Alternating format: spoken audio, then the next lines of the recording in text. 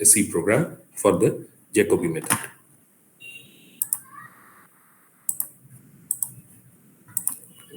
Tell me if you can see the shared screen. If it's visible, let me know. Yes, sir. Yes, sir. Okay, okay.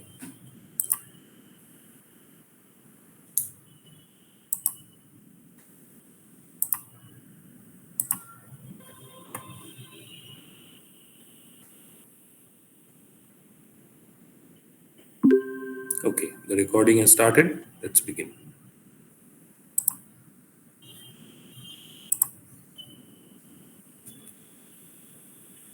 Good morning and welcome to the numerical analysis class.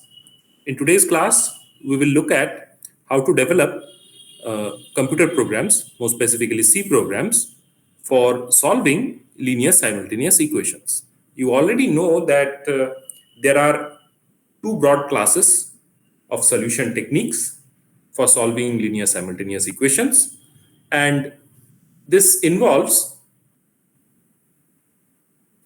direct method, which we have done in our previous class, and there is also the iterative method that has also been covered in one of the previous classes. Examples of the direct method are Gaussian elimination and Gauss-Jordan elimination. So these are elimination techniques, whereas the iterative methods are, of course, approximate methods which are associated with certain amount of errors in the final solution. And the examples are Jacobi method, Gauss-Seidel method, which has already been discussed in detail in the last class. Now here we have a system of linear simultaneous equations. This is the system of linear simultaneous equations. And quite obviously, this has n equations in n unknowns. Just a moment.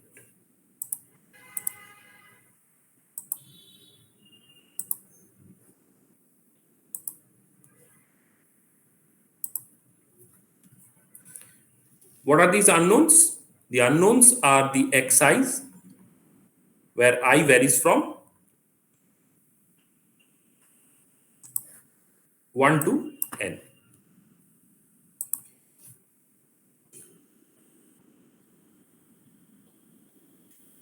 That means these are the unknowns. So x1, x2, x3 going up to xn. And you can see that all n equations over here are involving those n unknowns. Somebody there? Okay.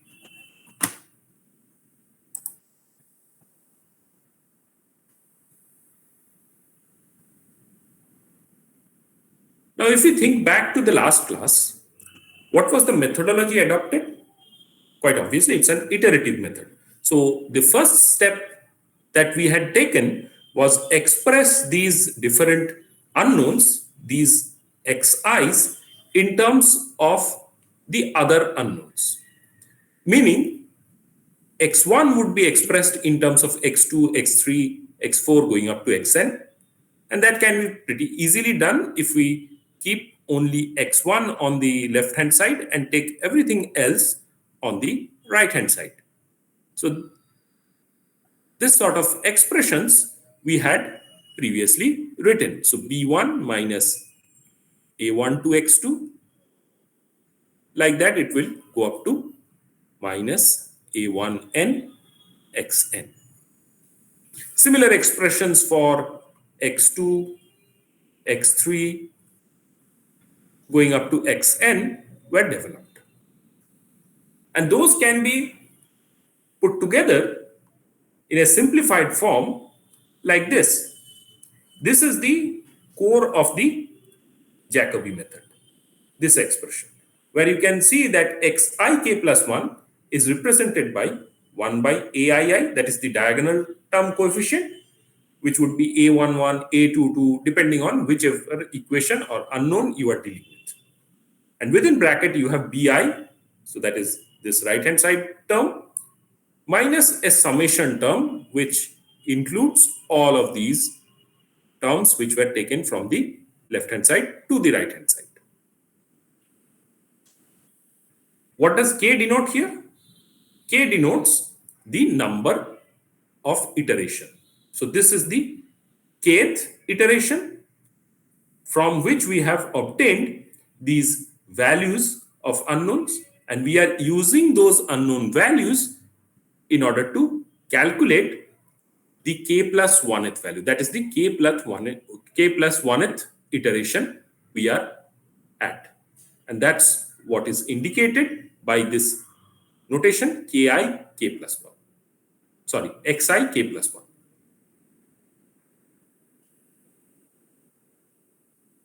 This is again what we had discussed in our previous class. It's well and good that we have got the expressions for x1, x2, x3, xn. But we have to have a starting point. Where do we start from? For that, we need some initial guesses.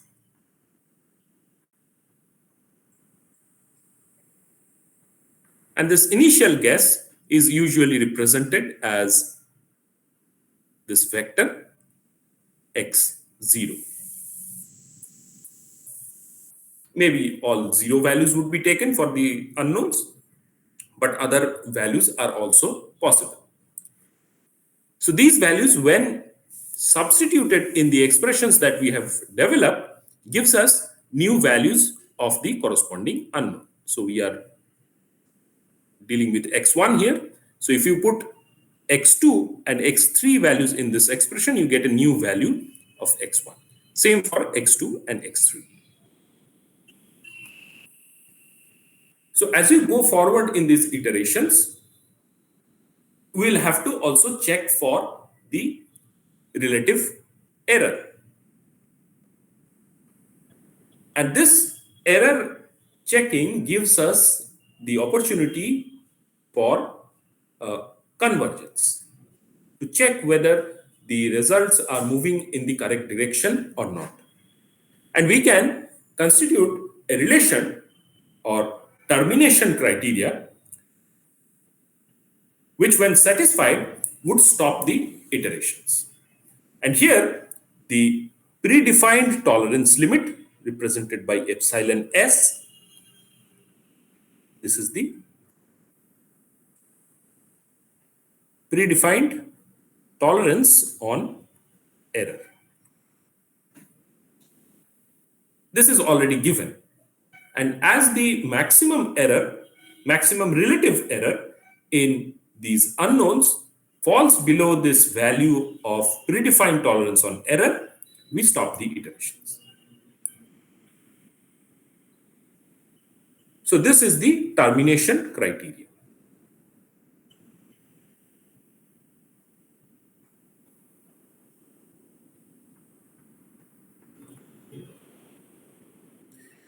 On the basis of these two, we had actually developed an algorithm for the Jacobi method, which was discussed in detail in the last class. I'm not going to go into the details of it because you can obviously look at the slides that I have already provided to you, or you can also listen to the lecture, pre-recorded lecture for this particular algorithm, and you can get the details from there. But the main thing that I would point out here is that we have to implement this iteration sequence by which we are getting the changed or modified values of the unknowns. And finally, we'll have to implement this termination criteria by which we will end the sequence of iterations. Quite obviously, we'll require a certain number of for loops, as you can see here. And the main part of the algorithm has been implemented over here.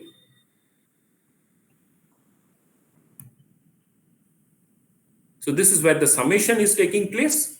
And note that the summation is taking place with a condition. That is, we do not add the term when I is equal to j. That means here you can see that in this iteration sequence, the summation is performed from j equal to 1 to n when j is not equal to I. So that means we have to keep that part out of the summation. And that is what is done through this if statement. You can see the summations being carried out over here. Calculation of the next value, modified value of the unknown. On the basis of that modified value, the errors are calculated. The maximum error within those xn number of unknowns are also calculated. And this is where the error checking is performed. And if it is satisfied, we say that convergence has been achieved. If it is not satisfied, then obviously we store the k plus 1th variable in xk and we repeat the procedure. So that is quite straightforward, and it has to be converted into a program. So let us now switch over to the dev C++ interface and try to develop that program. So this is, first of all, let me write down the details of it. Solution of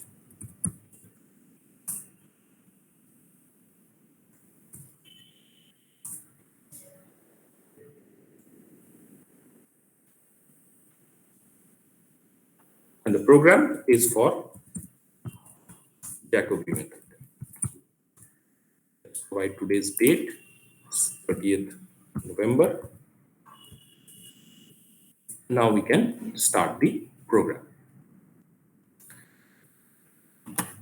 But before that, let me just save this.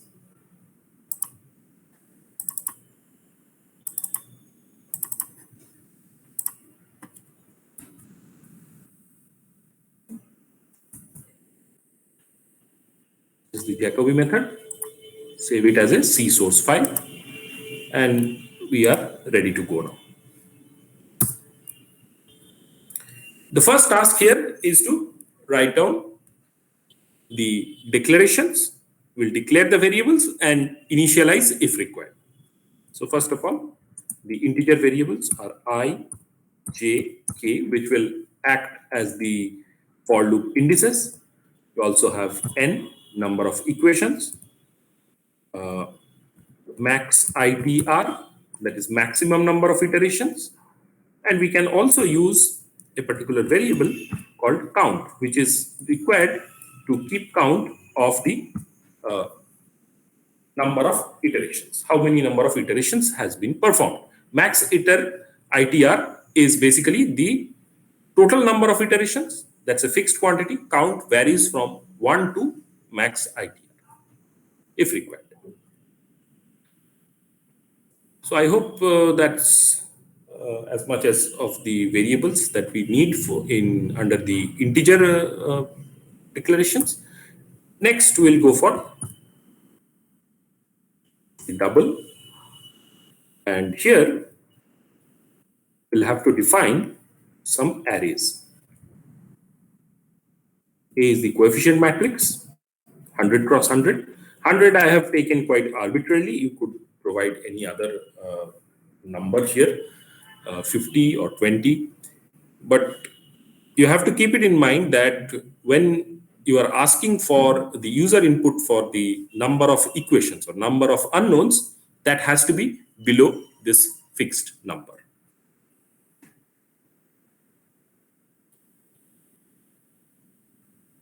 Let's write xk. That's also 100. XKP1, 100 as well. What else? You have to go for relative error. That's also 100. Sum has to be carried out. And anything else?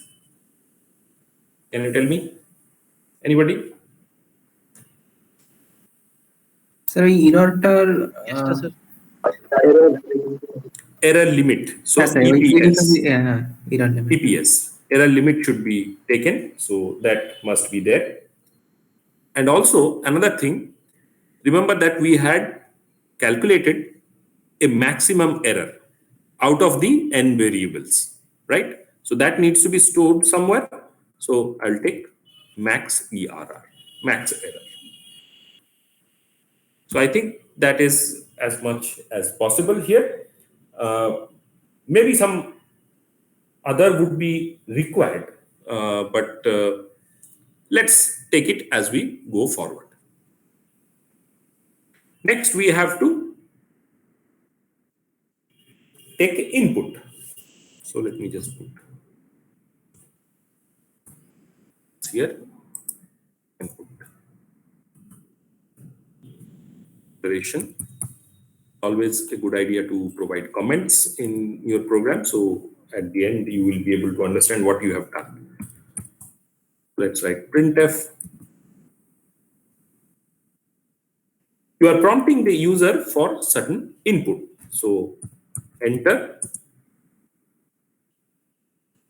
number of unknowns to be solved, or you can write number of equations. Anyone would do. So let's write number of unknowns to be solved. This is, you can provide another statement equal to number of equations.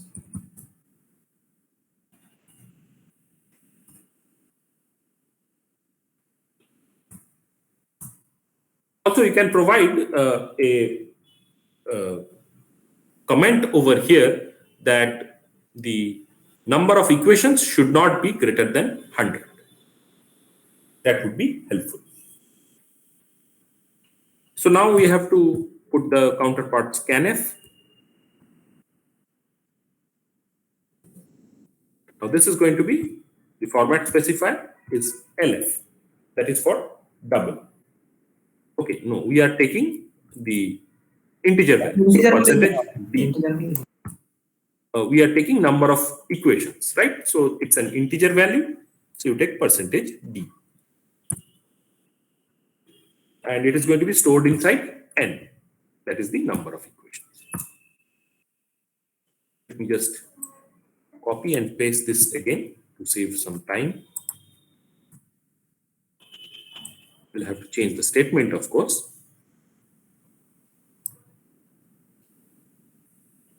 Enter the, let's say, coefficients and RHS, that is the right hand side constant.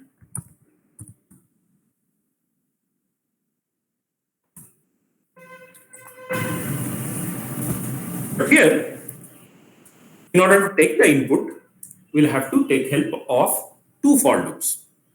Now remember that it's in the form of a matrix. So there is a row and column notation. Let's say I controls the rows and J controls the columns. For example, it may be vice versa as well. So you have to take in n cross n number of coefficient plus n number of right hand side constants. So you have to make up a nested for loop in such a way that one by one you can take the input for the coefficients and the right hand side constant in a row wise manner. So first of all, I will take A11, then A12, A13, like that. And once that first row is completed, then we'll go to the next row and take the input for A21. So how do we do that? We have to go for a nested for loop. So we write for I equal to 1, starts from 1. How far will it go? There are n equations. So it will go up to n and then I plus plus. So space is in here, so it's much more visible.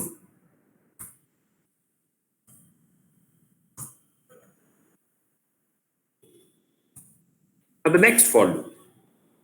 This is the outer for loop we have dealt with. And now we'll write another for loop for j. So j will vary from 1. It will go up to how far? Any ideas? Will it be n or n plus 1? I'm also taking into account the right-hand side vector. n plus 1. Yes, sir. Open So it should be n plus 1. Steps are 1, so I will simply write j plus plus.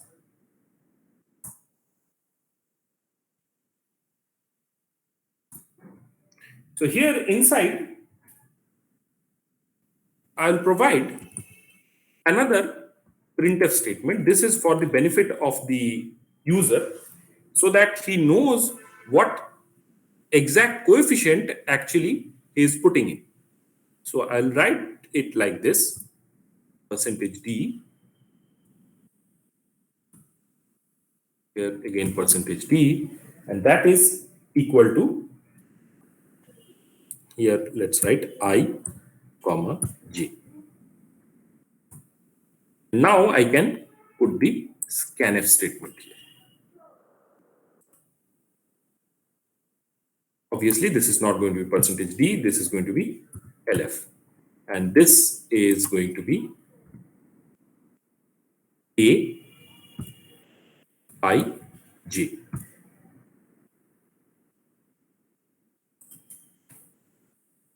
If you can understand this. So as we vary the indices of this for loop, one by one, the coefficients will be taken as input.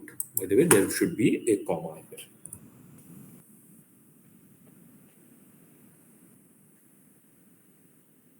So when I is 1, j is 1, this is A11, then A12, like that, it will continue. And they are going to be stored in this array, two-dimensional array. So that is how we take input of the coefficients and the right-hand side vector. But the taking input part is not yet over, because we have to also take input for the tolerance as well as the maximum number of iterations. So copy it again.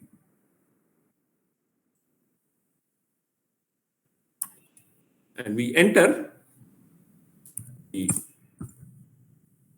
predefined tolerance on error.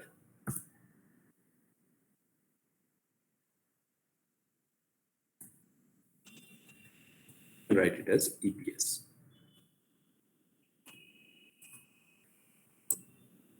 This is %LF and stored inside EPS.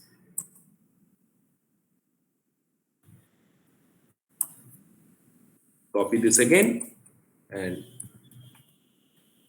enter the maximum number of iterations. That is max ITR. Maximum number of iterations is the integer value. So this is %d and the variable name is max ITR. I think that ends the input part. Next, we have to consider the initial guess. The initial guess here we will take as 0. So we take a for loop. It varies from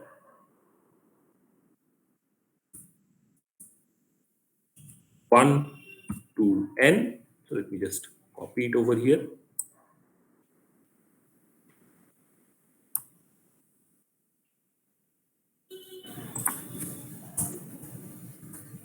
And here, quite simply, we'll write xk I is equal to 0. You can write 0.0 as well. And that takes care of the input.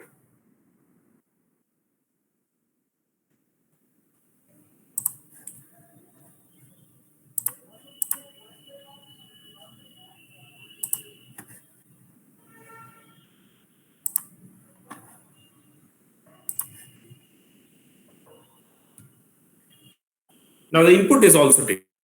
And start. If we go back to the algorithm part, you will see that the inputs are already taken. We have taken Aij and Bi. We have read EPS and max ITR. We have also initialized the xk values, xki values. That means the initial guesses are also taken. Now we have to start this part, which is the most important part in this program. So how many for loops are required? These are nested for loops. So outer loop varies with respect to k, which controls the number of iterations. Then the second for loop inside the previous one, it varies from I equal to 1 to n. That means it controls the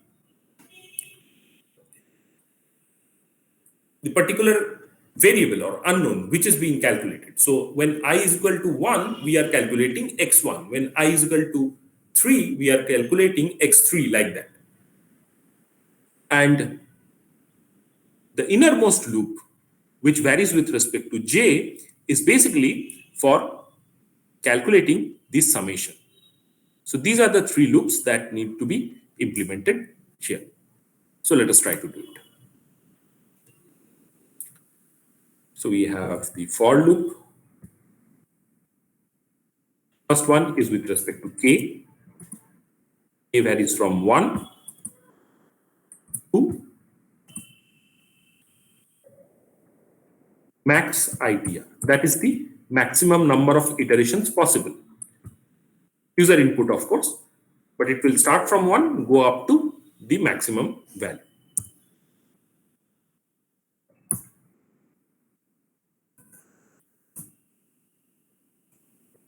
And here we'll initialize maximum error as equal to 0. Why are we doing it here? Because for each of the iteration sequence,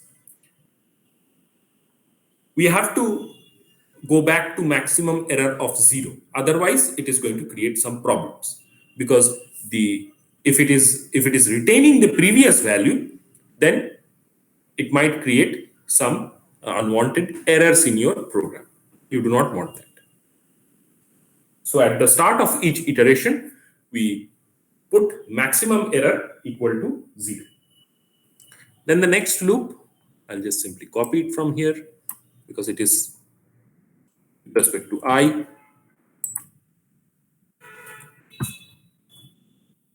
Brackets here.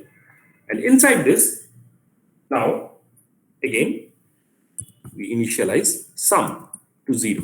Again, the summation, if it retains the previous value, it's going to give you an erroneous value in the next step. So you put sum equal to 0 as well. The innermost loop is with respect to j. So change these values, j varying from 1 to n in steps of 1. And inside this, we have to implement the if-else statement, or rather the simple if statement. Let's go back to the algorithm that we had written. So we have already done these parts. We have written this for loop. Now we have to go for this if statement. We write if j is not equal to I, this is the not equal to operator, then I'm going to write it in the same line because it's a single statement. We do not need to provide the brackets, curly braces. You could have done that, that is also possible, but in order to save some lines and space, I'm going to write it right after the if statement and without the curly braces. This is also possible. So sum is equal to, I hope you are familiar with this operator. This is basically saying sum is equal to sum plus something. Basic C command. So I think you would be aware of this. And what is to be multiplied here? The coefficient AI J multiplied by X K J. We are after all inside the J for loop for J. So J should be varying here.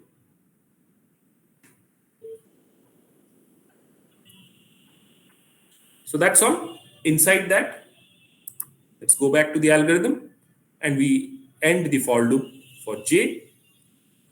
And now we calculate the next value of the unknown. We come out of this. At this location, you will write X K P1 I will be equal to A I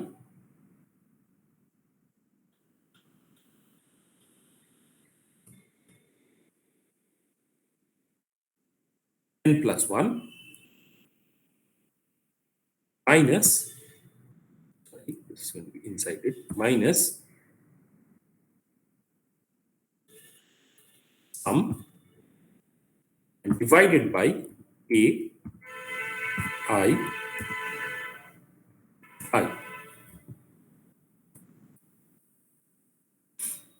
If you understand this notation, what we are doing, we are basically putting the n plus 1th element of the ith row, and that is going to be the right hand side vector, right hand side constant rather. So here we have calculated the modified value, and once we have got the modified value, we can now get the error. The error equation is quite simple really. You are already aware of it. This will be the value at this iteration. So that is X key X. No, this is going to be value at this present iteration. So K plus 1 minus the kth value. This is I minus xk I divided by value at the present iteration. So xk plus 1 or kp1 I.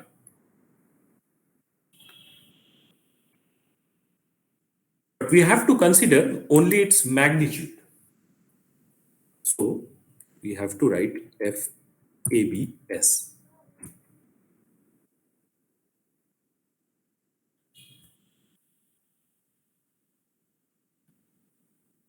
We have made a mistake in the analysis. Now that is okay. And if you want to consider percentage, multiply it with 100.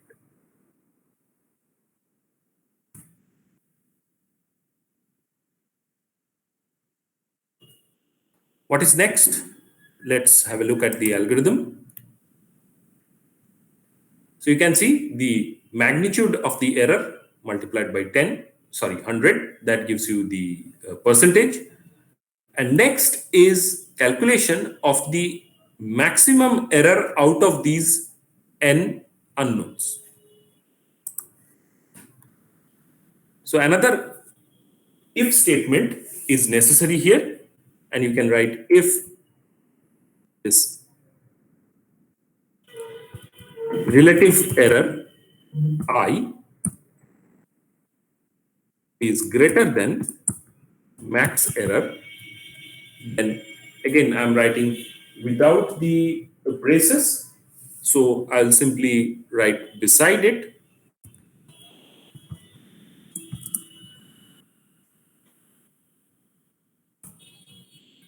that is the statement where if the relative error comes out to be greater than the maximum error, I will store that relative error inside the maximum error.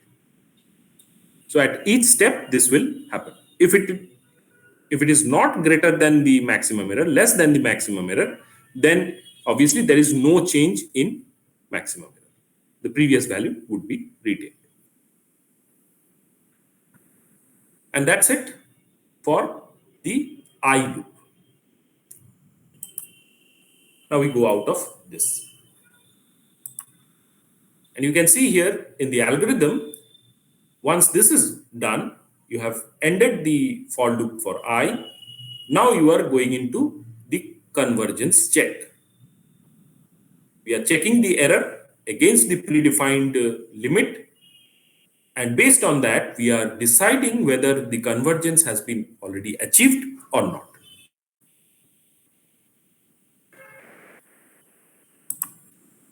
So let's do it over here.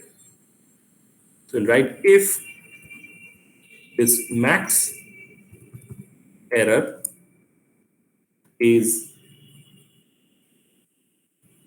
less than equal to EPS,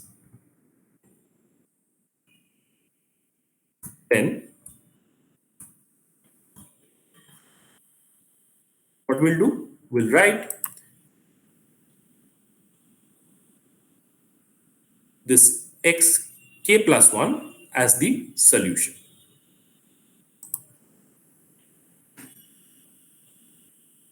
Let's print the value first, or you can also provide a statement that solution has converged, otherwise it might give rise to some confusion.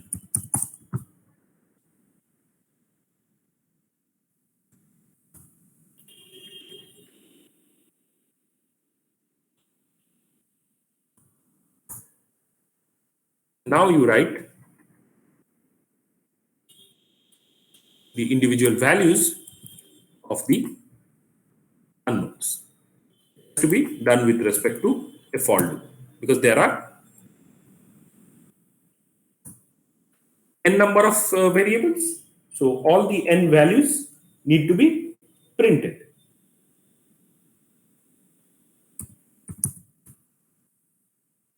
Within this, we'll print, let's say, x percentage b equal to percentage LF. Outside, you can put a comma and first write I, then comma, xkp1 .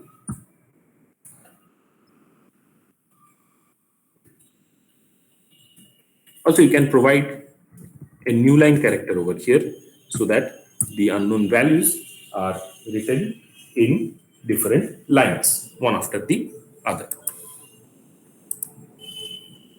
So that is done. That is the if part. Within the if part, you have taken care of the converge solution part. That is where the maximum error comes out to be less than the EPS.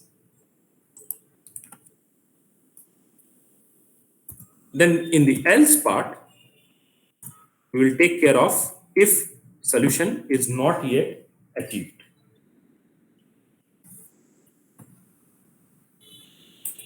We will copy the same thing over here. Obviously, change the content of the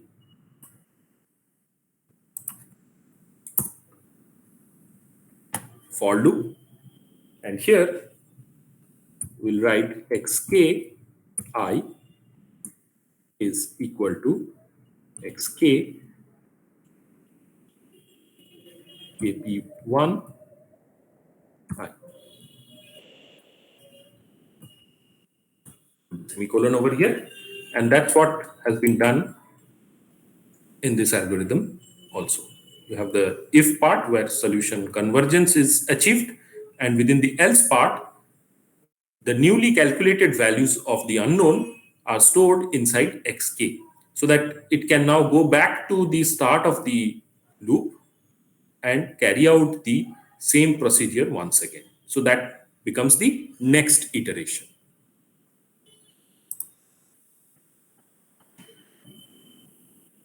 I'm going to retain this printf statement over here. You could have taken it out, but then we do not have any kind of idea regarding how the solution is changing. Even though this is not the converged solution, we can write the intermediate solution over here. One thing that we can do is change this new line to tab, so that they will be written in a single line. And maybe outside of this, in order to differentiate it from the previous step, we can do it like this.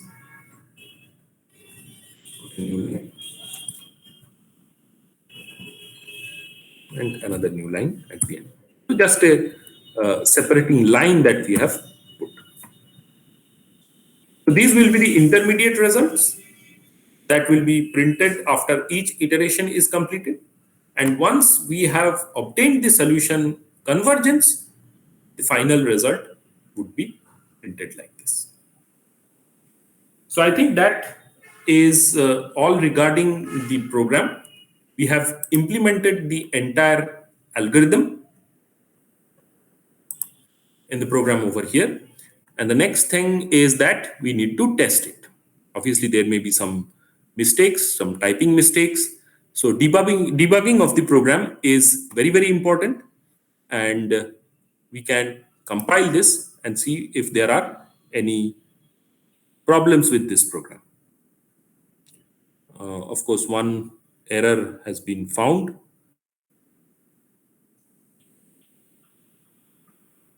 Which line? Let's see.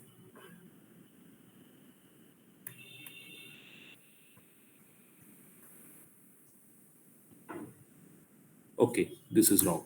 I have missed out this F over here. We can compile again, and you can see that now there are 0 errors and 0 warnings. So we can run this program and see one example. Let's look at a simple example first. Here I will consider the, let's say, this simple equation. It's a 2 cross 2 system.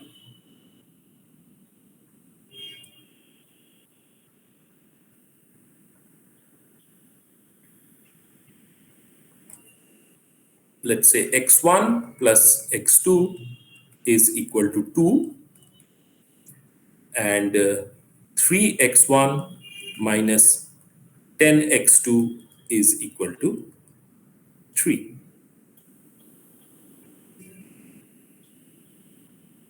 So if we try to solve this, let us see what happens here.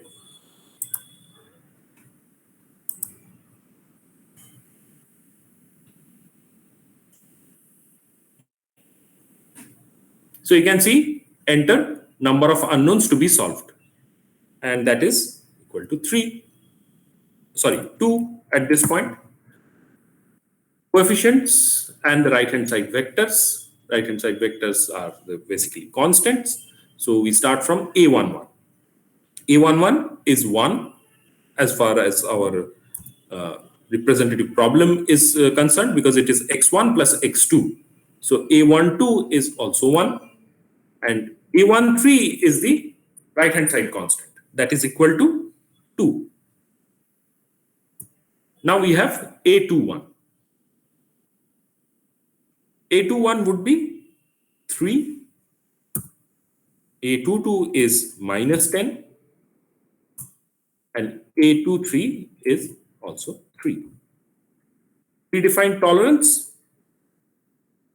0.4 zeros followed by 1. So it's a small quantity. And maximum number of iterations, let's provide it as 50.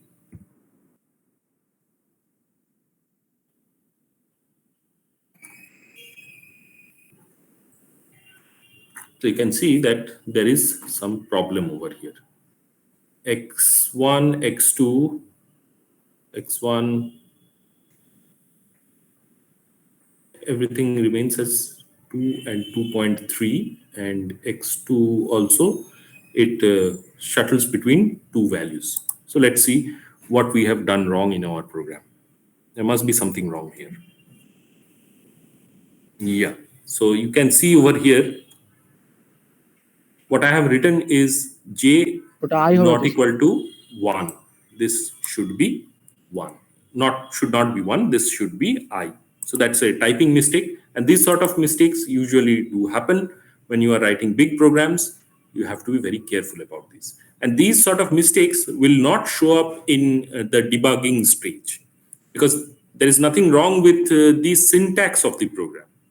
But obviously, logically, that is wrong. So again, you have 0 errors and warnings. We'll run this again. I'll increase the font just a little bit. So we have two equations. The equations coefficients are 1, 1, 2, and we have 3, minus 10, 3. That's the tolerance, and number of iterations 50.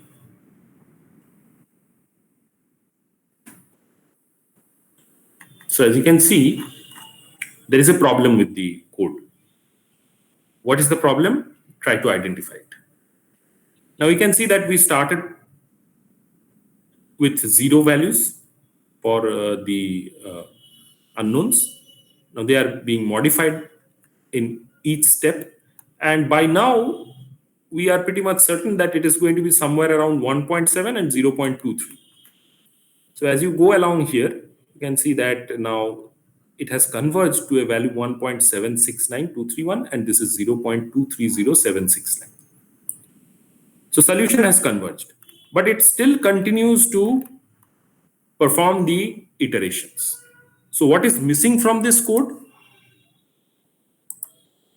What is missing from this code is a break statement. We need to break out of the loop once solution has been converged. Once it has been obtained, then we do not need to carry on all the calculations further. So even if the number of iterations is 50, and after, let's say, 10 iterations we have achieved convergence, then we can forcefully end the loop at that point. And how we can do that? I think you have already learned this about this statement in previous C classes. The command is break. Simply write break over here. What it does is it goes out of the loop in which it is executing the command. So at this point, we are inside the K for loop. That means for loop with index K. I for loop is over here. J for loop is this one. So right now we are inside the K loop, and if you provide the break statement, it will go out of the K loop. So the remaining iterations will not be performed. So let's see what is the change in our code.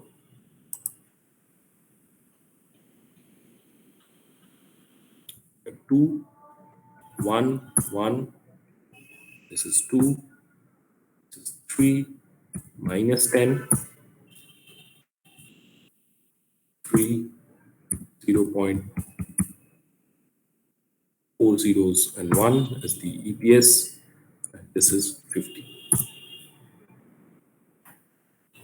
Now you can see that solution converged. X is obtained as this, and x1 is this, and x2 is this. So that is your solution. You need to maybe format the output just a little bit because they are coming one above the other. So you can put a new line statement over here. And that would be, I think, all. You can put new line statements over here as well, or you can put simply these things.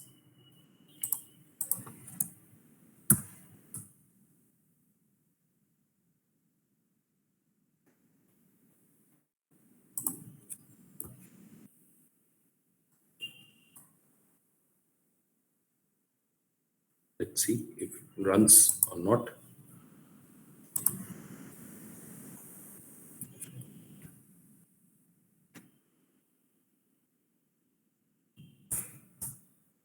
So it looks much better than the previous one, isn't it?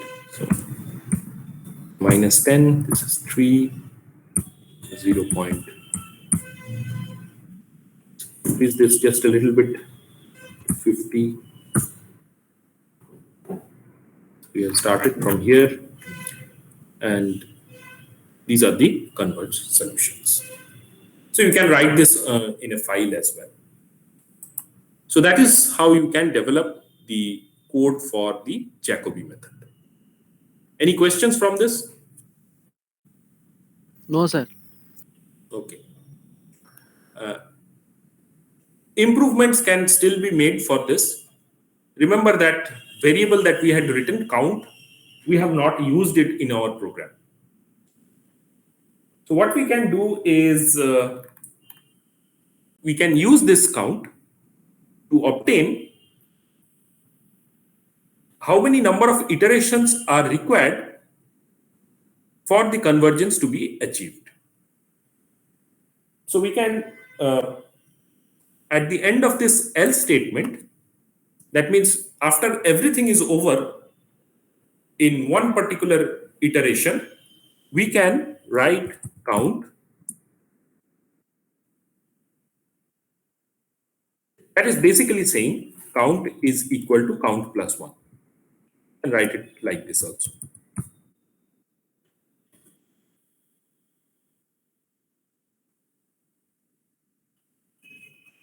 For each running of this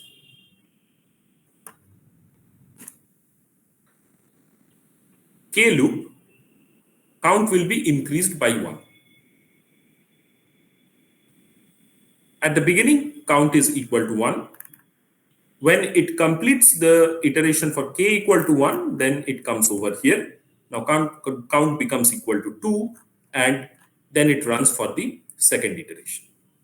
So like that, it will continue to increment by 1 as long as the k loop is running.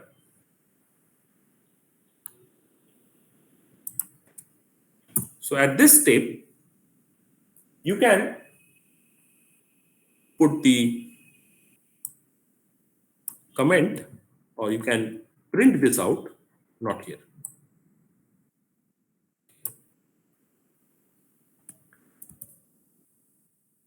You can put it just before the break statement. Just before it breaks out of the loop, after the solution convergence, solution converged after, let's say, %d iterations, comma here, and write the value of count. You can save this, compile it, and then run.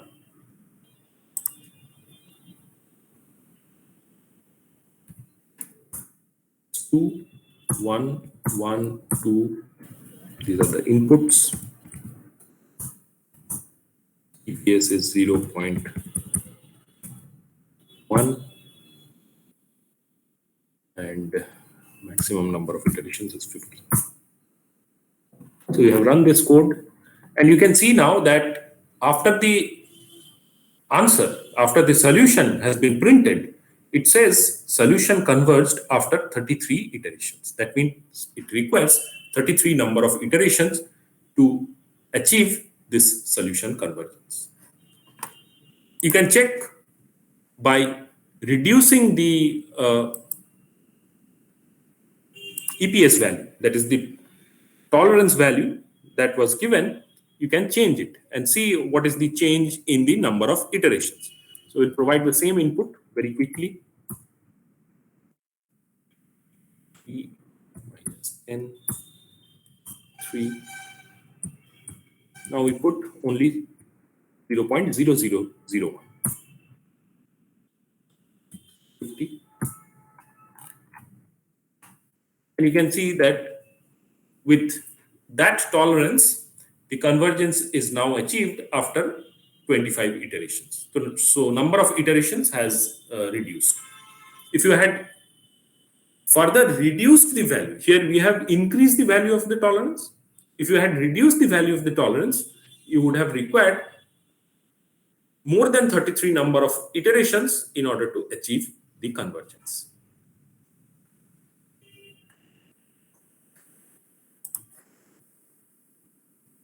Any questions? No, sir. Okay. Nice. Again, further improvements are necessary. I hope you remember that the convergence condition, that means there is a particular condition that needs to be satisfied in order to ensure that the solution actually converges. So what was the condition for that? আর ওই diagonal element গুলোকে maximum হতে হবে, হয় পুরো অ্যারেটার কিংবা ওই রোটার। That is correct. So you have to check for diagonal dominance, and the diagonal dominance check can be implemented at which stage? Just after you have taken the input. So you have taken all the input over here.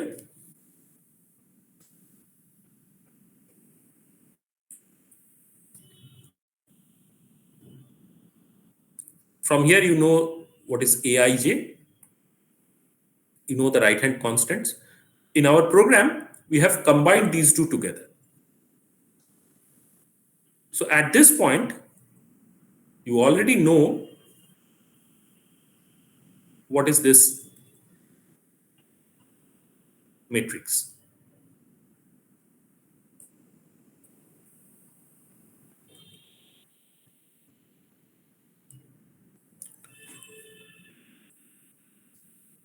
So after this step, somewhere around here, you can implement check for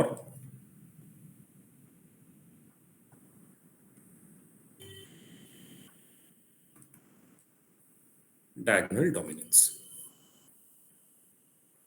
If it is found to be diagonally dominant coefficient matrix, then you can simply proceed and calculate the solution, as we have already done here.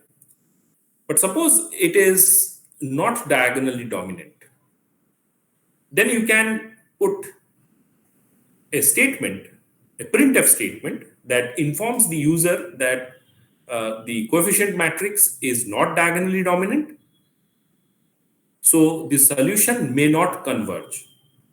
And then you can also provide an option to the user whether to run through and see if it converges, or directly end the program, close the program over there, and change the coefficient matrix, modify the coefficient matrix in the next run. This can very easily be implemented by using some tab or some variable which will have different values, And corresponding to these different values, you have different branches of the program. So that is quite possible. It is also possible to modify the coefficient matrix in such a way that it becomes diagonally dominant. So there is some row interchange or column interchange that you can perform. So after these matrix operations, that coefficient matrix becomes diagonally dominant, and then you can proceed with the calculations further ahead and get the solution. So quite a few options are available to you. Depends on the programmer himself, that what he actually wants to do, wants to achieve through the program. And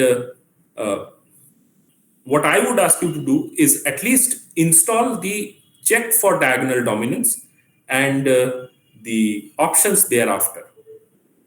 If you are interested, you can obviously include the part where you do the row interchange and column interchange and the further manipulations of the coefficient matrix to make it a diagonally dominant matrix, but that is optional. But you should at least try to implement the check for diagonal dominance. Is that clear? Sir. Okay. Now, the next method that we talked about in the last class was the Gauss-Seidel method. In the Gauss-Seidel method, what we had done is we had directly and immediately implemented or used the modified or improved value. If we go back to the representation of the Jacobi method, we see that we use only the previous iteration's values to calculate the next value of the unknowns. This is obviously for a 3x3 system, a representation, an example for 3x3 system. Same 3x3 system here, but you can see that the improved value of x1 is immediately used in the next expression. So we do not use the x10 over here. We use the x11 that we have calculated in the previous step in this expression. And that helps in convergence of the problem, meaning it helps the solution to be obtained in lesser number of iterations. So convergence is achieved in less number of iterations. It becomes quicker. So that is the advantage of the Gauss-Seidel method. And we can write the Gauss-Seidel method program very easily. Only thing to be changed is this part. Everything else, that means how do you take the input, how do you initialize the variable, that is the how you can take the initial guess, the condition checking, the error checking, everything else remains same. But here in the summation part, the change needs to be implemented. Some of the variables will be improved values, some of the variables would have the previous value. So where is the demarcation point? If we are calculating x2, then x1 would be improved, x3 would be the old value, previous value. So I equal to 2 here. So for I equal to 2, 1 is the improved value, 3 is the previous value. Again, if x3 is being calculated, that means let's say I is equal to 3. In that case, for both 1 and 2, they are already calculated. You can see both x1 and x2, we are using the improved value. So for I equal to 3, 1 and 2, both are improved values. Can we not say then that if j is less than I, we will use the improved value? If j is more than I, then we are going to use the previous value. What about j equal to I? That still is not being considered in the summation. We are not considering that as the summation because that is the particular variable that we are calculating. So that remains on the left hand side, and its coefficient will be the denominator. And you can see here in this expression, the summation has been modified. Instead of 1, there are now 2 summations. That's 1. This is the second one. And here, j varies from 1 to I minus 1. This is very important. Goes from 1 to I minus 1. Whereas in the second summation, j varies from I plus 1 to n. So where is the boundary between these two? J equal to I. And that particular term has not been considered.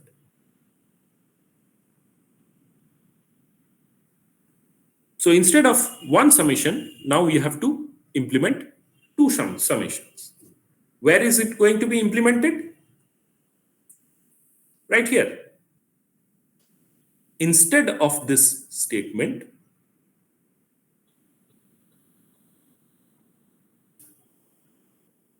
this is going to be replaced by a new statement. That is for Gauss-Seidel method.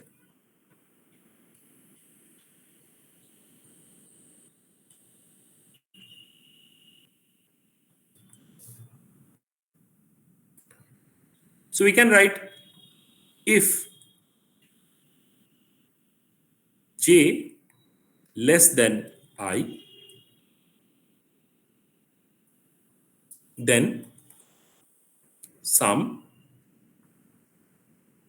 takes up the value of sum plus aij multiplied by x kp1 ij.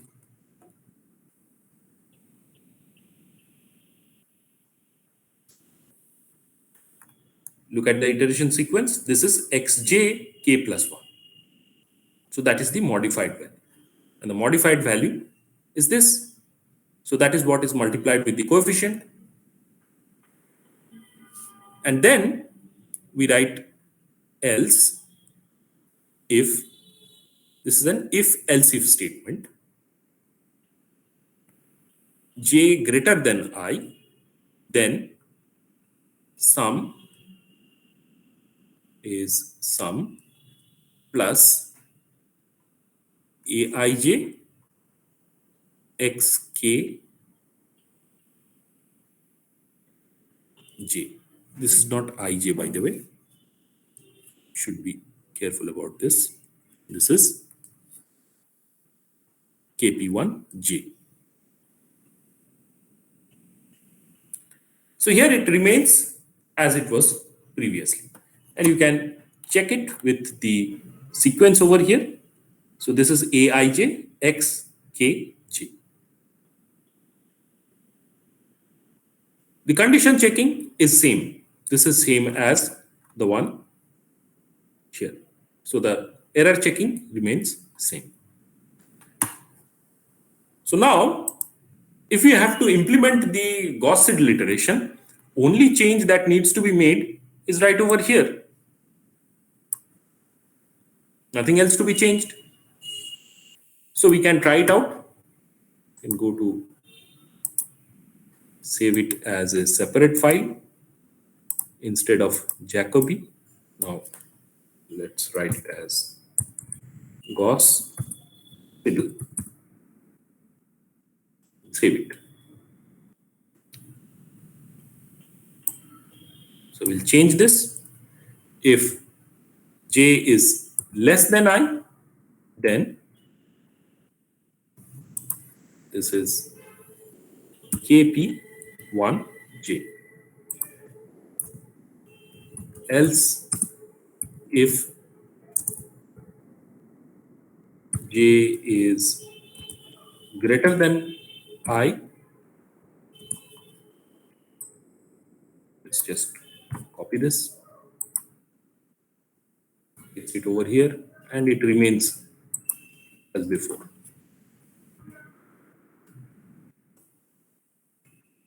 That is a small change, but a significant one. As I said, everything else will remain same. So let's run this and see whether we can see any significant changes from the previous one. We had two number of equations. The coefficients are 1, 1, and 2. Then we have 3, minus 10, and 3.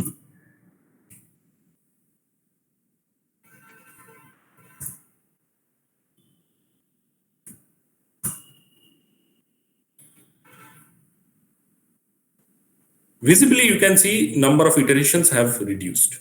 We have got the same answer, same solution, by the way. But remember that for this 0.001 number of, 0.001 error limit, we had 25 iterations previously. Now we have 13 iterations only. So it has become almost half. We can try it out again with some higher value of the tolerance and see how it works over there. So we have 2 here, 1, 1, and 2, 3. Sorry, this is minus 10, and 3 again. This time, let us provide a very small value. So 5 zeros followed by 1. 50. We have 17 iterations. Previously, it was around 33, I think. So you can see that convergence is achieved much faster in case of Gauss-Seidel method. And that is the advantage of the Gauss-Seidel method. By the way, here also you would need to incorporate the diagonal dominance check after you have taken the input for the coefficients. So for this, let me just change it over here. This is not Jacobi method. This is Gauss-Seidel method. It has a faster convergence than the Jacobi method. Can you tell me why this faster convergence takes place? Was discussed in the last class. So what is the reason behind this faster convergence? Anybody?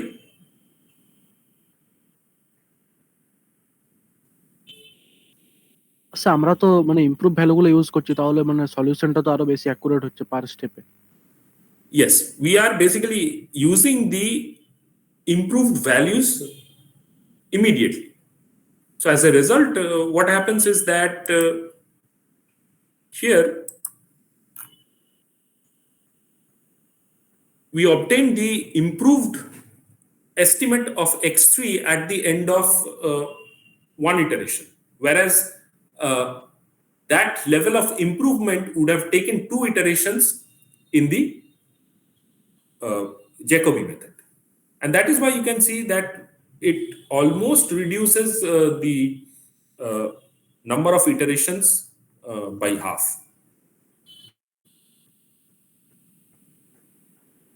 So any questions from here?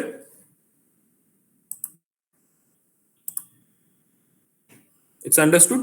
I'll send you the program also, but I still want you to implement the diagonal dominance part in these programs. Okay? Okay sir. Is that clear? Yes, sir. Okay. And tell me, or you can show me in the next class. This is not sort of an assignment, but obviously you can try it out and you can show it. Should we try something else in today's class? Should we write another program?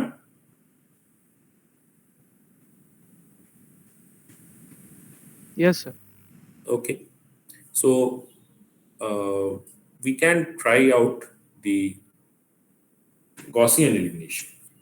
Gaussian elimination is probably the most difficult program that would be there in the course because it has a lot of things to implement. So we can try that out.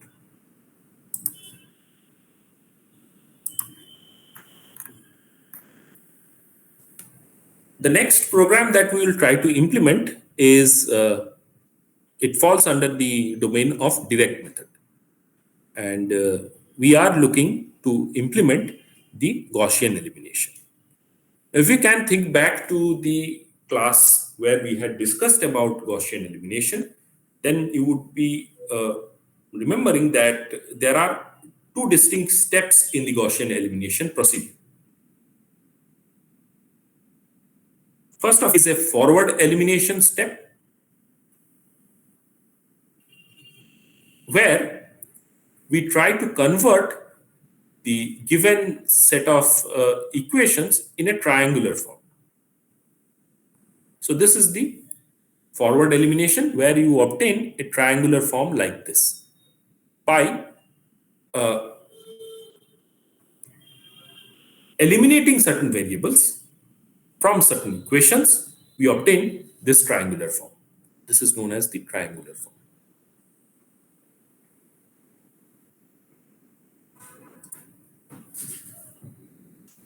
And once this triangular form is achieved, it's pretty obvious that the last equation, this is the last equation has a single unknown. So that can be solved directly. So xn can be obtained as bn n minus 1. By the way, this n minus 1 is basically the number of modifications that this variable has gone through. Similarly, this is ann n minus 1 xn. This can be achieved directly.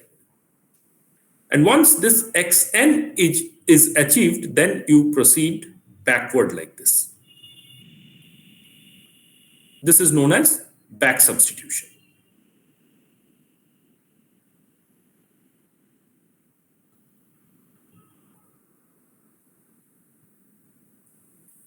In this back substitution process, you substitute the already calculated values of these variables into the subsequent equations and calculate the one which is remaining still unknown.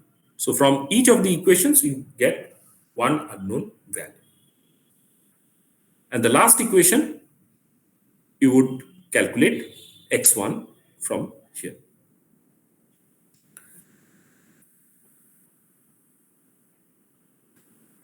So both the parts, that is forward elimination as well as the back substitution, it's a little bit tricky.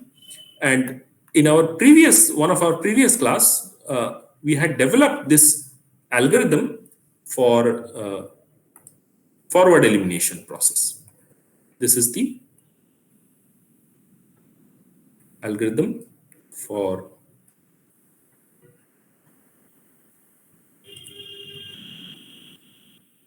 forward elimination.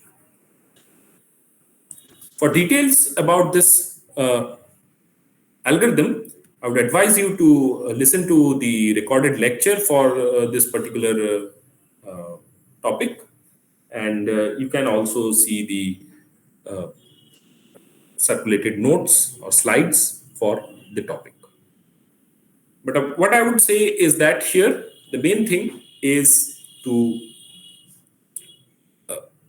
get this multiplier and modify the coefficients aij. So first thing to determine is how many steps are there in the forward elimination procedure. And if it is a nth order system, that means n equations in n unknowns, you have n minus 1 number of forward elimination steps. Why is that? Because in forward elimination, we would fix a pivot equation. With respect to the pivot equation, we would modify all the equations below it.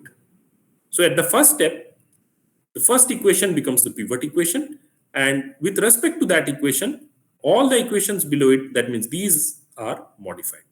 Modified in such a way that the coefficients of the x1 term, this is the x1 unknown, coefficients of that particular unknown becomes 0, so that everything below the first equation in terms of the x1 term disappears.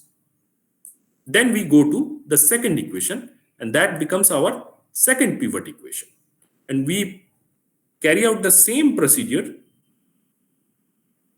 to get rid of the terms relating to x2, that is coefficients of the x2 term is reduced to 0. Like that we continue till we are left with only one unknown in the final equation. So how many times this has to be done? Obviously, the last equation cannot act as a pivot equation. There is nothing below it. So how many equations are before it? N minus 1. So n minus 1 number of forward elimination steps would be present. And that indicates that the first for loop, which has the k as the index, it goes from 1 to n minus 1. And that would be in steps of 1. Inside that for loop, we would have another for loop which would modify or which would help you act on different equations. Now, again, go back to the first step of the forward elimination. This first equation is the pivot equation. With respect to that, you have to modify how many equations? All the n minus 1 equations which are below it. When you are at second equation, when the second equation is the pivot equation, then you would have to modify all the equations that are below it. That means n minus 2 equations. So similarly, you can get the limit of I, that means from where it is varying and to which particular number it is varying. So it would be k plus 1 to n. Why n? Because n is the last equation in all cases. What varies is where you are starting from. In the first step of forward elimination, you are starting from the second equation. In the second step of forward elimination, you are starting from the third equation. So basically, it is going to be k plus 1. K being the elimination step. That is, kth elimination step, you start from k plus 1th equation. So I would vary from k plus 1 and go up to n. And that also fixes your multiplier. That means how you are going to modify the equations. And finally, you have the last for loop, the third for loop, the innermost for loop, which varies with respect to j. And it is going to give you the different terms in a particular equation. So in this particular equation, how many terms do you need to modify? So here goes from x2 to xn plus the right hand side vector.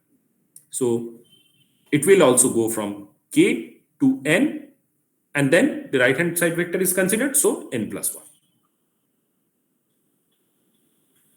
This is the most important step in the forward elimination procedure. So if you want to implement that, then we'll have to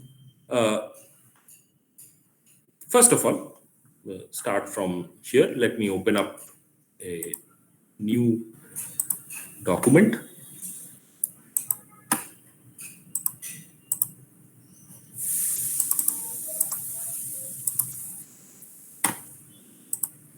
Okay, so here again, this will just copy from here.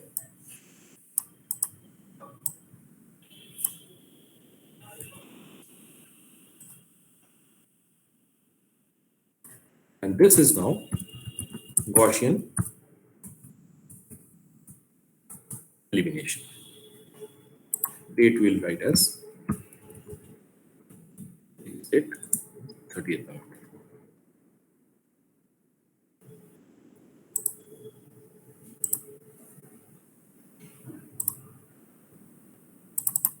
Let's save this as a C source file. Change name to Gaussian elimination.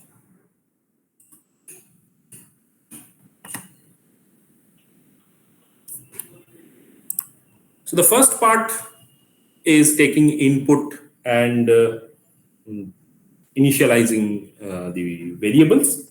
So here, let me just copy this part because this is going to be same as the previous one, the declaration part and taking the coefficients only up to this.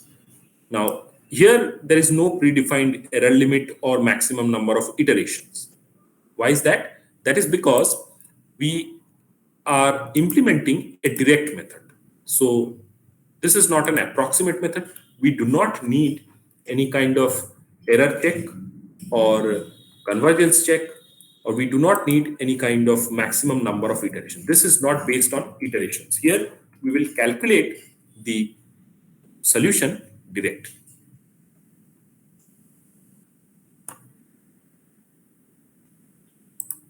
So let's save this.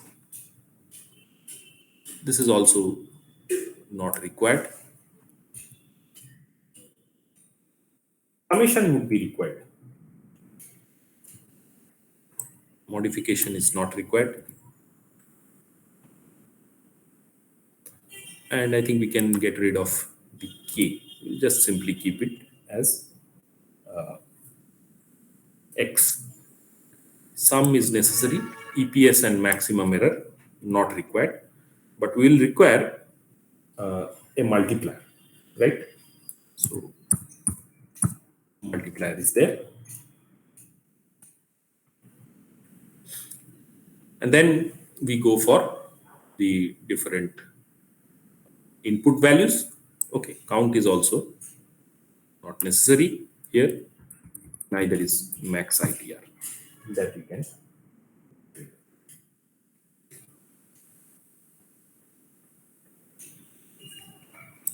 And after this, we can directly move into the forward elimination step. Let me write.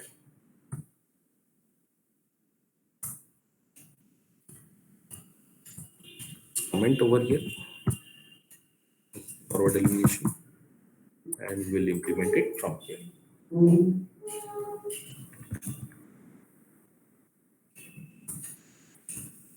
A starts from 1, goes up to n minus 1. So A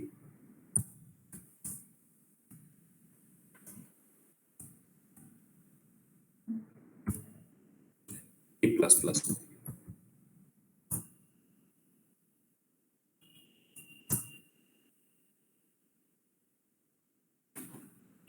Next, we will go to the inner loop, which is varying from k plus 1 to n in steps of 1. So let me just copy this over here, change the index, make it I goes from k plus 1 varies till n in steps of 1.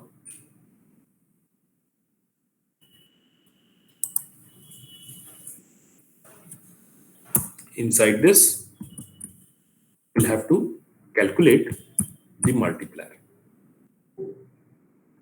Multiplier is equal to A ik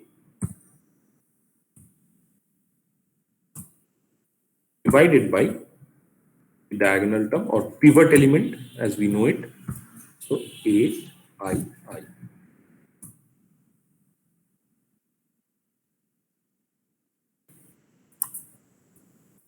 Another for loop, just the third for loop is with respect to j, and we have to modify that as j varies from k to, this is going to be n plus 1. We had n plus 1 there over. So no need to modify that. But anyway, we have changed it and goes to j plus plus.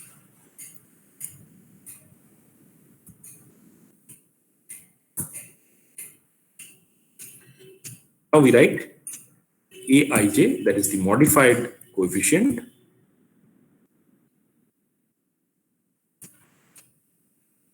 that would be equal to the multiplier into the coefficient A, K, J.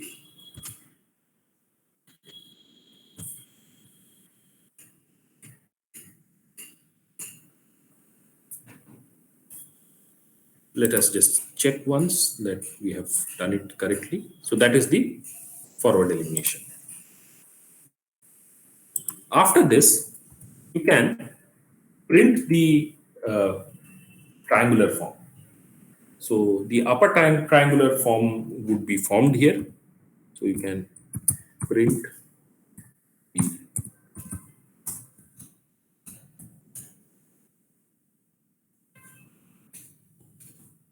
triangular form.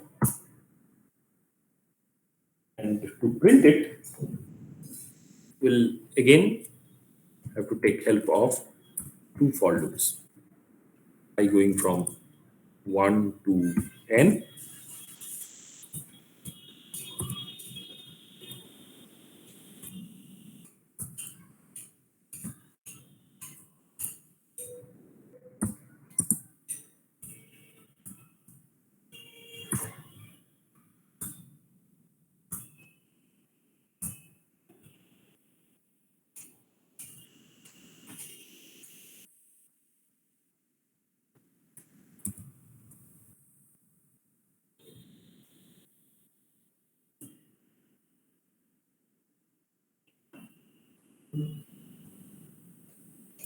Let's put in this lines so that looks. We'll copy it again from here. Change these variables. The loop index is modified.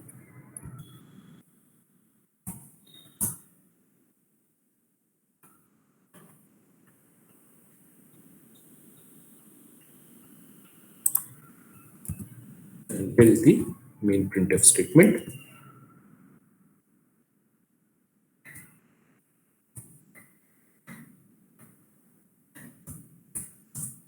Choose the line. A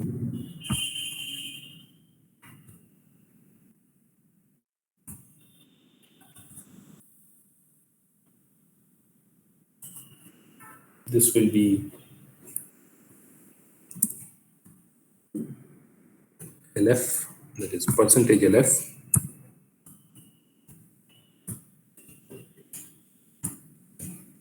comma, and of course there will be a new line character as well. I, comma, J, comma, A, I, J.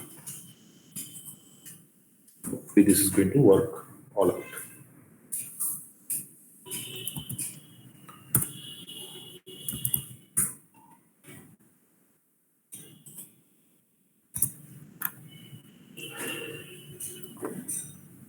So at this point, I think we can test it out that whether it is actually working or not. So basically, we will take the input, we will implement the forward elimination step, and then print out the upper triangular form and see whether the actual components have reduced to 0 or not. Let's see. There's a problem over here. That is because we have not provided a semicolon here. Okay. Let's run this. Try with the same one. 1, 1, 2, and we had 3 minus 10, 3. Does it work? It didn't. So this is 1, 1 unchanged, but this is 2, 7 minus 10.3. Let's check where we have gone wrong.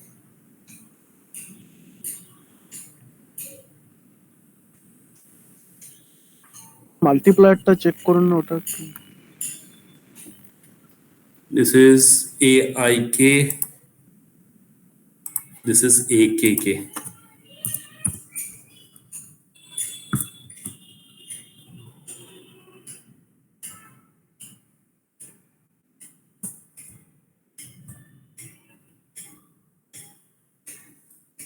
Instead, I had written AII. This is AKK. I think we had done the mistake previously also. This is 2, 1, 1, 2. This is 3, minus 10, 3. Nope. A21 should be 0, isn't it? Yes, sir. A21 should be 0.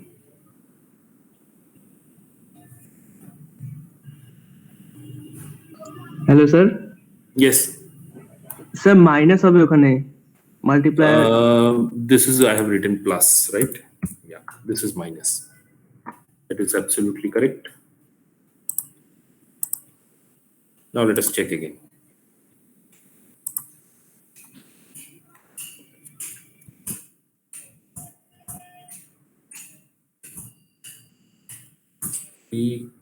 Minus 10 and 3, and now you see that this term is 0.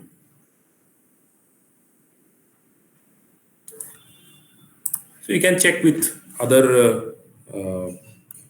values as well, other type of equation systems, but I'm not writing 3x3 systems because that is going to take a lot of time. In fact, writing the programs itself takes a lot of time. But anyway, let us now go for the back substitution.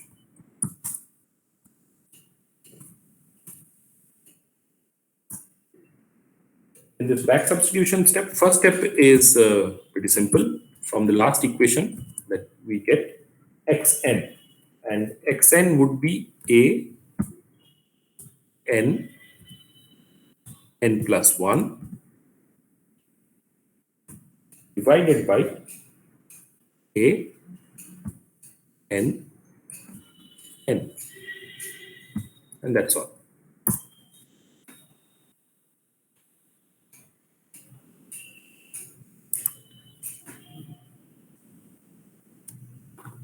So we have got up to this.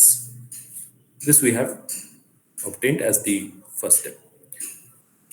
Now we need to go backward from here. So basically a summation needs to be formed from this, which has to be subtracted from the right hand side and divided by the pivot term or the diagonal coefficient.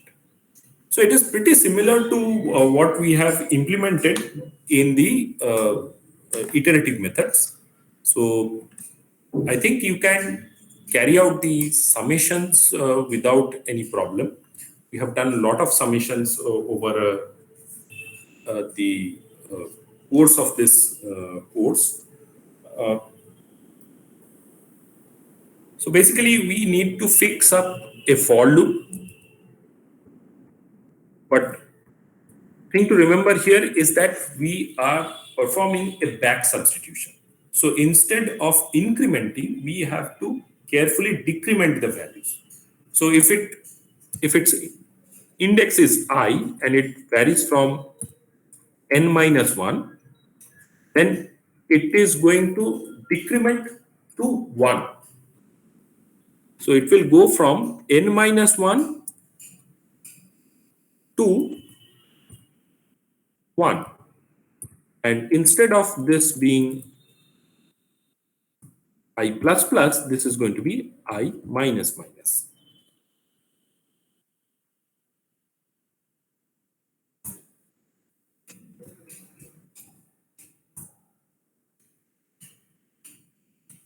Perform the summation. We know that we have to take this sum variable.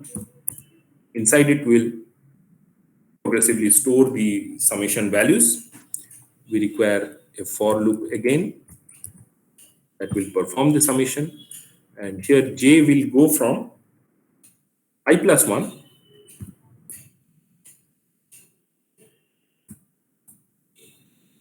to n.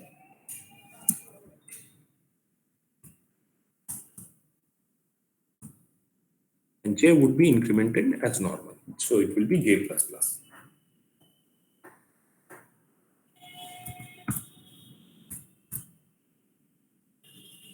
Like this, you have the expression that will be sum,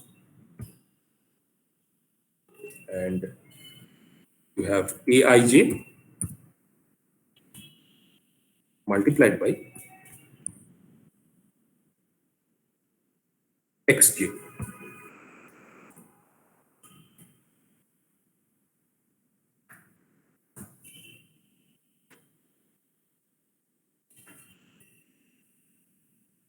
That's the summation part dealt with. Once the summation is done, you can get the value of the next variable, which is going to be xi, let's say, and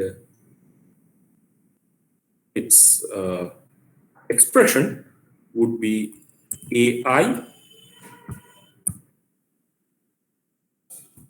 n plus 1 minus the summation that we have calculated, and this entire thing will be divided by the diagonal term coefficient, which is aii, and that's it. So that implements the back substitution process. After that, you are left with printing out the solution. And write output over here. You have taken input previously, and this is the output part. And in this output part, you can, let me just take this from here.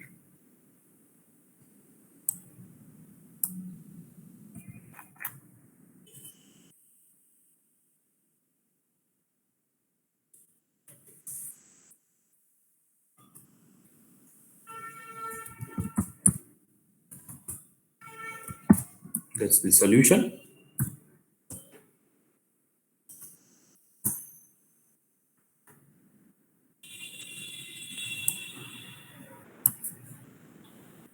Following the same format, so I'll just simply paste it over here.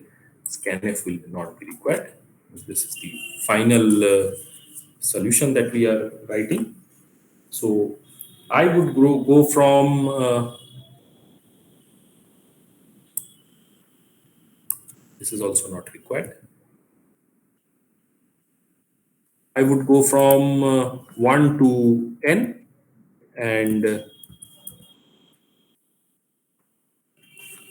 you will print out these values. Let's put a new line over here as well. So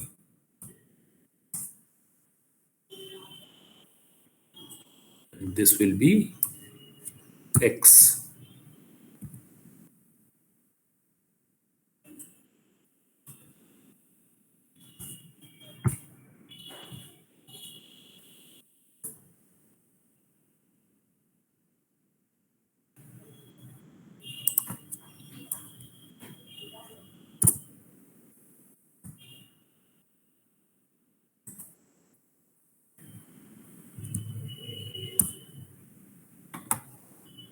So this will be printed like this: x 1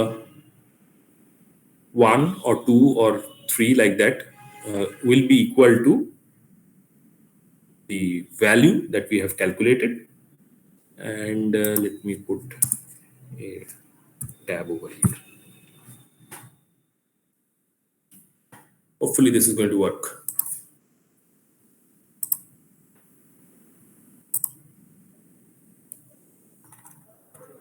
So let's check the same equation. This is 1, 1, 2, 3 over here, minus 10 over here, 3 over here. And you can see the solution is the same as before.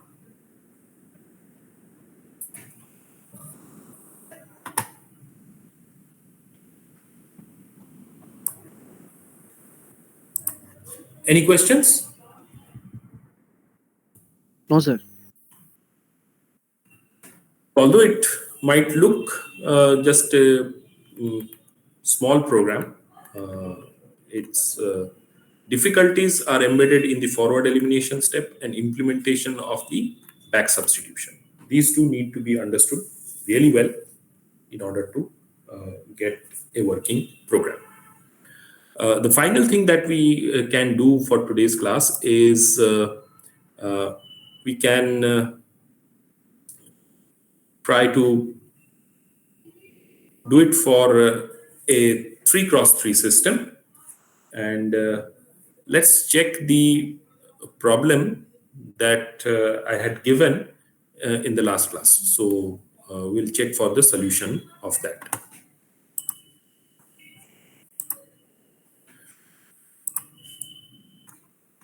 So now we have three unknowns, and the unknowns are the coefficients are 3 minus 0.1 minus 0.2, 7.85. This is the problem that was given in the last class that I asked you to do. So probably this will also help you get the exact solution. Minus 0.3 minus 19.3. Last equation would be 0.3 minus 0.2, 10, and 71.4.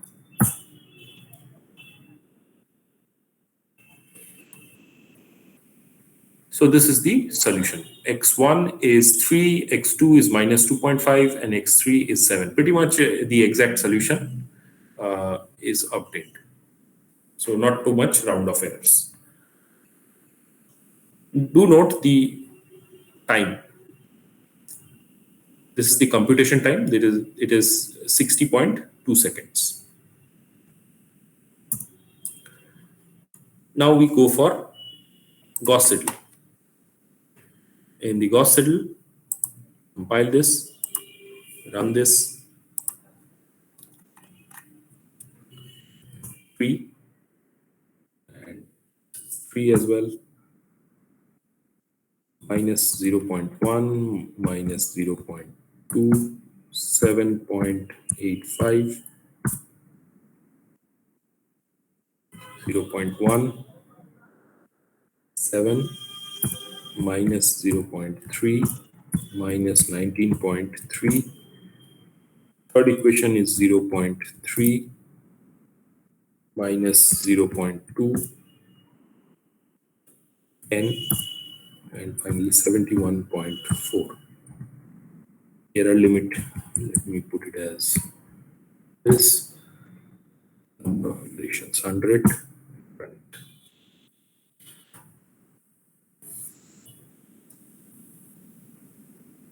So you see that it has required how many iterations? After 6 iterations, it has arrived at the same solution that we obtained from the Gaussian elimination. And time required is 50 seconds, 51 seconds.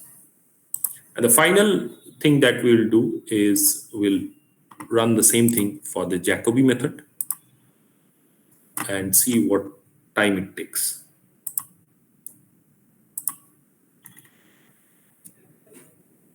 So we have 3, 3,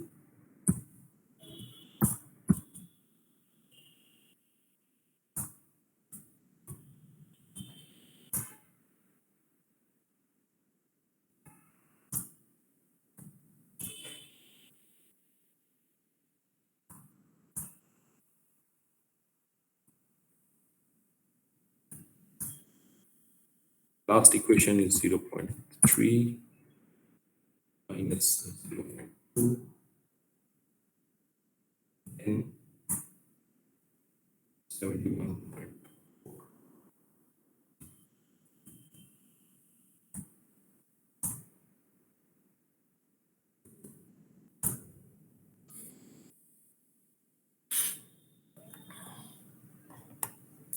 This is almost the same time, 51.97 seconds and 8 iterations. So you obtain the same result. So that is a sort of validation that all three programs are working well. And being the direct method, it actually has certainly a greater number of calculations. So probably that's why it takes time. But you can see that the difference in time or difference in iterations, number of iterations are not that much. This is that is because it's a small order system, so that's why it's the difference is not too varied. But if you go for equations having or systems having a large number of equations, close to maybe 50, 60 equations, then obviously the iterative methods would be much more efficient. One more thing, there is something called pivotal condensation to consider in case of Gaussian elimination. So pivotal condensation can be implemented just before the forward elimination step. That means after you have started this kth loop, right after that, you can incorporate pivotal condensation. Partial or even full pivotal condensation can be considered. In our class, we had discussed about partial condensation, and that actually helps in solving systems which have maybe small terms or very small coefficients in the diagonal positions. So that is all regarding today's class. Thank you for your attention.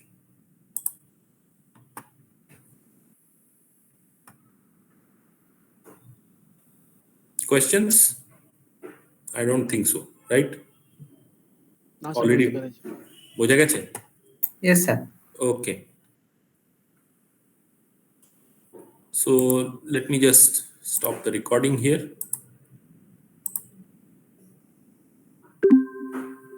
Sir বলছি ওই 3 তারিখের cadet টেস্টটা ওটা objective type হবে তো শুধু? হ্যাঁ, okay sir. আর বলছি সিলেবাসটা আপনি মানে যতদূর অবধি লাস্ট ক্লাসে করিয়েছেন সেই অবধি? I think you can include last class কি করেছিলাম তোমাদের? ওই স্যার ওই engineering curve sir. No, engineering curves you can leave it out. Okay sir. Before that. Okay. Okay sir. Okay There will be another test, engineering curves and all those all the things that would be discussed would be in the latter test. Here you can consider the syllabus to be draw toolbar, very important, modify toolbar, again very much important, layer and dimensions. Basically, if you know these four things well, you can do any drawing in AutoCAD. ঠিক আছে? এমনি মানে mobile থেকে দেওয়া হবে তো sir? মানে আমাকে কলেজ যেতে হবে? Google form. আচ্ছা ঠিক আছে। গুগল ফর্ম তো তুমি মোবাইল থেকে দিবে। মানে অটোক্যাড লাগবে না তো? অটোক্যাড লাগবে না। ঠিক আছে। অটোক্যাড লাগবে না। তোমাদের কি ফিজিক্যাল ক্লাস হচ্ছে? আচ্ছা কালকে ডিপার্টমেন্টে শীর্ষর সঙ্গে দেখা হয়েছিল। So he was there. হ্যাঁ স্যার এসেছিলাম তো স্যার। হ্যাঁ হ্যাঁ। There is still no clarity about how to do the physical labs.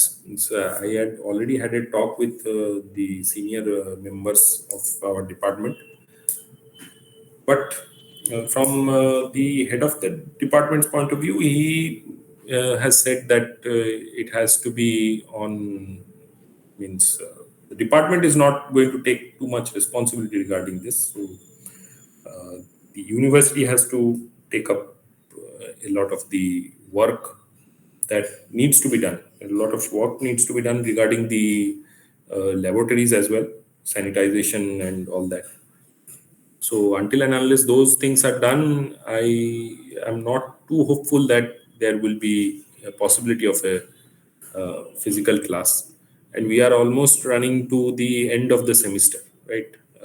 18th is probably the last date. So you will have also class tests